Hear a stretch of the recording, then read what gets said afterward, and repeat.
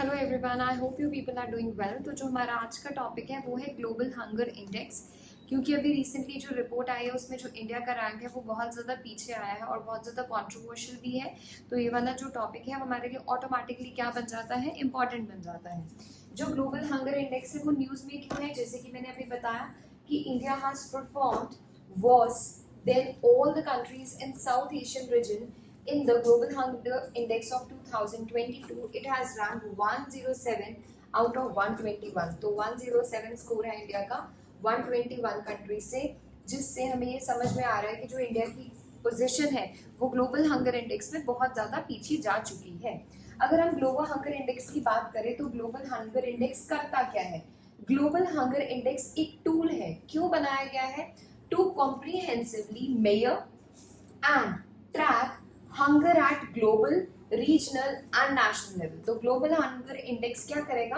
Hunger को measure करेगा global level पे, रीजनल लेवल पे और नेशनल लेवल पे, reflecting multiple dimensions of hunger over time. The global hunger index is intended to raise awareness. कैसे awareness raise करेगा? अगर कोई कंट्री पीछे लैग कर बहुत ज्यादा पीछे उसका स्कोर आ रहा है तो ऑब्वियसली अवेयरनेस स्प्रेड होगी कि भाई अपने स्कोर को इम्प्रूव करा जाए, जो हंगर की रिलेटेड दिक्कतें आ रही हैं उसको क्या करा जाए, ठीक करा जाए।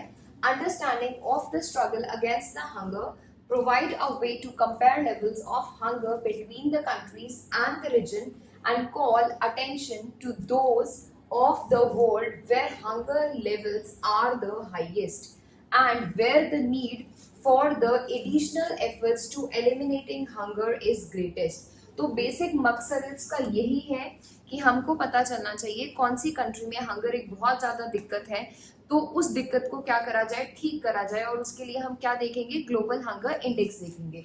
अगर हम ग्लोबल हंगर इंडेक्स की बात करें तो इसको प्रिपेयर कौन करता है? इसको प्रिपेयर करते हैं यूरोपियन एनजीओज।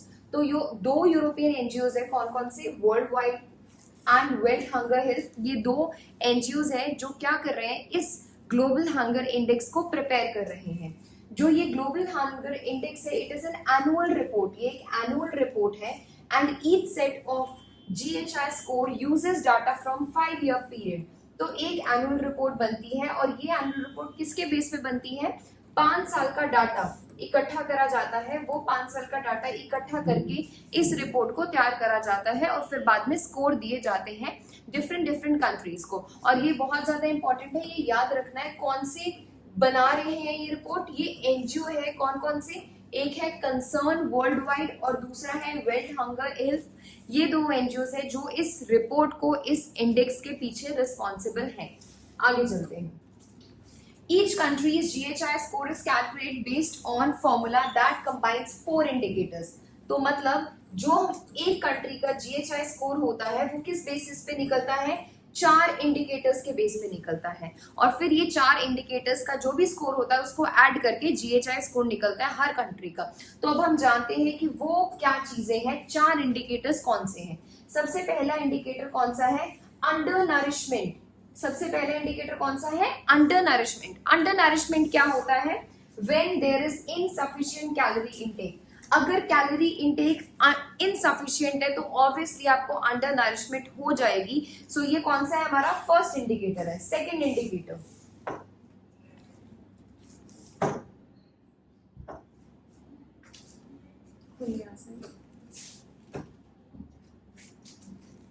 सेकेंड इंडिकेटर कौन सा है हमारे पास? सेकेंड इंडिकेटर है चाइल्ड स्टंटिंग।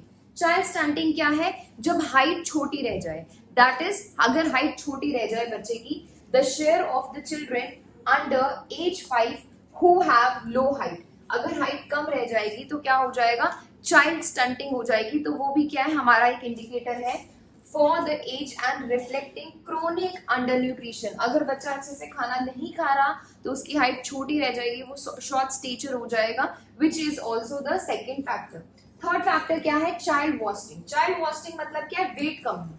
अगर वेट कम है, the share of the children under age 5 who have low weight, अपनी हाइट के हिसाब से उनका जो वजन है वो कम है, that is child wasting for the height reflecting acute under nutrition. उसके बाद लास्ट है चाइल्ड मोर्टेलिटी, डेथ।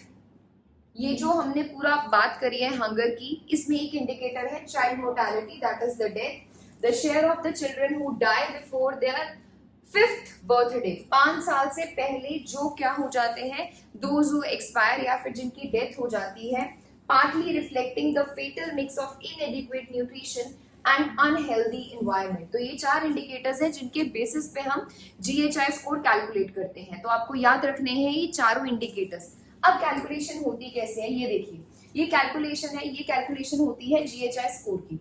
किस तरीके से कैलकुलेट होगा, अंडर नरिशमेंट की जो भी वैल्यू आएगी किसी कंट्री की, दैट स्टैंड्स एट 1/3। तो इसमें से 1/3 क्या होगा, अंडर नरिशमेंट। उसके बाद child stunting, child wasting, child mortality, these all combine to make the GHI score। तो आपको याद रखना है जो GHI स्कोर है उसमें किस किस इंडिकेटर्स को ऐड करेंगे, child nourishment, child stunting, wasting and mortality. जो चाइल्ड स्टंटिंग है और जो चाइल्ड वॉस्टिंग है, इट कंप्राइज 1/6, मतलब जो GHI स्कोर है उसमें जो हमारे पास ये दोनों फैक्टर्स हैं ये 1/6 पोर्शन में लाई करते हैं और जो दूसरे वाले हैं वो 1/3। तो इस चाइल्ड स्टंटिंग और चाइल्ड वर्स्टिंग आपको पता है इतनी वेटेज अगर कैरी कर रहे हैं, कम कैरी कर रहे हैं, तो ये जो पैरामीटर्स है ये हमारे लिए क्या हो जाते हैं, इंपॉर्टेंट हो जाते हैं to calculate the GHI score. अब अगर हम बात करें स्वेरिटी स्केल की, स्वेरिटी स्केल मतलब क्या होता है, कौन सी कंट्री किस जगह पे लाई कर रही है। तो अगर कोई कंट्री लो है, मतलब अगर किसी का GHI स्कोर 9.9 से कम है तो लो है, मतलब वहां पे हंगर की इतनी दिक्कत नहीं है, कंट्री इज डूइंग गुड, वहां पे हंगर की बच्चों में इतनी ज्यादा दिक्कत नहीं हो रही, अंडर न्यूट्रिशन की इतनी ज्यादा दिक्कत नहीं हो रही। अगर हम बात करें तो हम नेक्स्ट आते हैं मॉडरेट। मॉडरेट स्कोर क्या है, 10.0 से 19.9। अगर हम बात करें सीरियस की, सीरियस क्या है 20 to 34.9, और जो इंडिया है वो इसी जगह पे लाई करता है। अलार्मिंग क्या होता है 35 to 49 and extremely alarming is more than 50। अगर मोर देन 50 GHI स्कोर है तो वो एक्सट्रीमली अलार्मिंग है। तो ये चीज क्या करनी है, आपको याद रखनी है। और इंडिया कहाँ पे लाई कर रहा है अभी, सीरियस में, सीरियस वाली कैटेगरी में लाई कर रहा है। तो आई होप आपको GHI समझ में आ गया हो। अब देखिए अभी 2022 में क्या हुआ है कि जो ग्लोबल हंगर इंडेक्स है उसमें जो इंडिया का रैंक है वो कितना है, 107 रैंक आया है, जिसमें आपको मैंने बताया अभी कि ये किस कैटेगरी में आ रहा है, सीरियस कैटेगरी में आ रहा है। और इसका जो स्कोर है वो कितना आया, 29.1। तो यही लिखा है, इन 2022 the global hunger index India ranks 107 out of the 121 countries with sufficient data to calculate the 2022 GHI score. With a score of 29.1, India has a level of hunger that is serious। जैसे कि अभी बताया serious category में आ रहा है India, तो इस वजह से हमें बहुत ज्यादा ध्यान देने की जरूरत है। अगर कंट्री में इतना ज्यादा हंगर अभी भी प्रिवेल कर रहा है जिससे बच्चे बहुत ज्यादा क्या हो रहे हैं, इफेक्ट हो रहे हैं। अगर हम टॉप 5 कंट्रीज की बात करें तो ये टॉप 5 कंट्रीज है, आपको याद क्या रखना है, चाइना है इसमें, China is in top 5 countries in GHI 2022।